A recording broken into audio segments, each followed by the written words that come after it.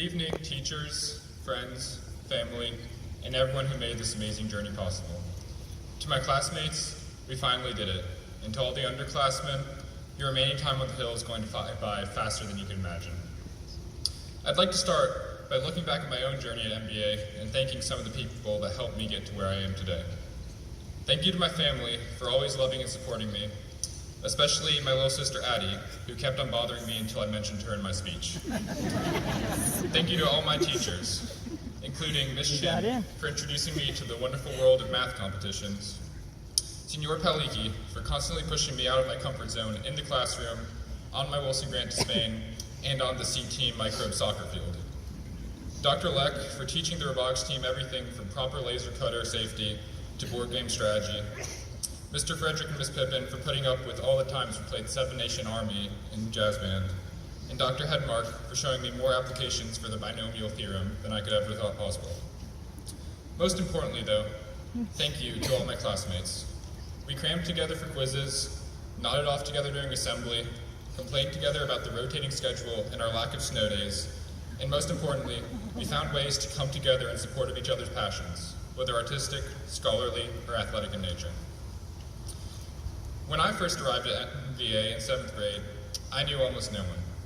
Only 2 people in my school came to MBA with me, and they weren't in any of my classes, so for the first few weeks, I felt truly on my own. Luckily, at the time, I was reading a really good book, so I didn't particularly care. I remember at lunch, I used to sit as far away from everyone as possible, reading off in a corner in what no doubt looked like a sad scene from a Disney Channel original movie. One time, a random senior who had 4th period lunch even went out of his way to sit across from me and ask how my day was going, thinking, I'm sure, that he was helping out some poor, isolated microbe by giving him a small taste of the attention and friendship he so clearly lacked. I simply smiled, said my day was good, and went back to reading, completely ignoring him until he moved away a few minutes later. Looking back, it seems like a miracle that I ever put down my books and started engaging with the rest of the class. When I finally did, though, it was the most natural thing in the world. To put it simply, it didn't matter how socially awkward or weirdly obsessed with math I was. Everywhere I went, I found people who shared my passions and weren't afraid to show me their own. Before I knew it, I was joining academic competitions for the fun of it, finishing lunch early to watch Planet Earth 2 under the massive stairwell, and having what passed for a microbe as incredibly deep conversations about the nature of reality during study hall. I felt as if I had finally found my people, friends I could relax around and share everything with, without any fear of being laughed at or dismissed. People that, as cliche as it sounded whenever someone would say it during assembly, I could truly call my brothers. What made my MBA experience special, though, is not that I connected with a single group of like-minded and equally passionate people. It's that throughout my time here, I've never stopped finding new groups that gave me that exact same feeling. Whether I was playing cards while only able to talk in Spanish at Middlebury, frantically negotiating diplomacy alliances during European history, or listening to Lucas jam out with a guitar solo at the Leavers dinner, I've always felt immediately at home here. What I've grown to appreciate more and more over the years at MBA is that everyone here is passionate about something, whether it's sports, chess, or writing incredibly complex sci-fi anime. Even more importantly, people here are passionate about supporting their classmates' passions. It says a lot that we can get just as hyped for a chess game during assembly as we can a football championship, and that level of energy will always be something I cherish about MBA. Looking forward to college, we're all going to have to leave the safety and protection of this brotherhood and go out to find our people once again.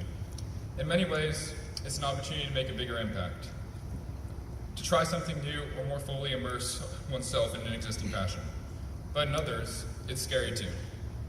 As we go our separate ways and pursue our own unique interests in college and in life, my only advice is to take some of MBA's sense of openness and enthusiasm with you. We live in a society that increasingly seems jaded and disingenuous, manufactured to encourage superficiality and mocking of authenticity and genuine relationships. What we need now, more than ever, is to embrace our passions in all their diversity and encourage those around us to do the same. Whatever you do and wherever you go, I hope you will live the rest of your life with the same sense of drive and camaraderie that we did at MBA. Thank you all so much for an incredible 6 years. I wouldn't trade my experience here for the world.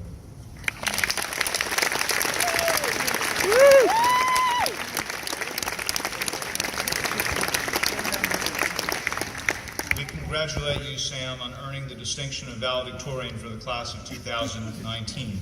Sam DeCoster has loved the realms of science and mathematics. He has been a leader on our robotics team and with the Envirothon program, Science Olympiad, and math competitions.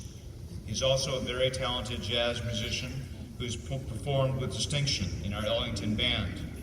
I've seen him firsthand as an English student, and his accomplishments of earning the English 4 AP medal this year speaks volumes of having a lens and perspective that reaches across the curriculum in different disciplines by being one of the strongest math and science as well as humanities students at MBA. I know that you will represent the school proudly at Georgia Tech next year. Sam, we congratulate you on earning the distinction of valedictorian for the class of 2019.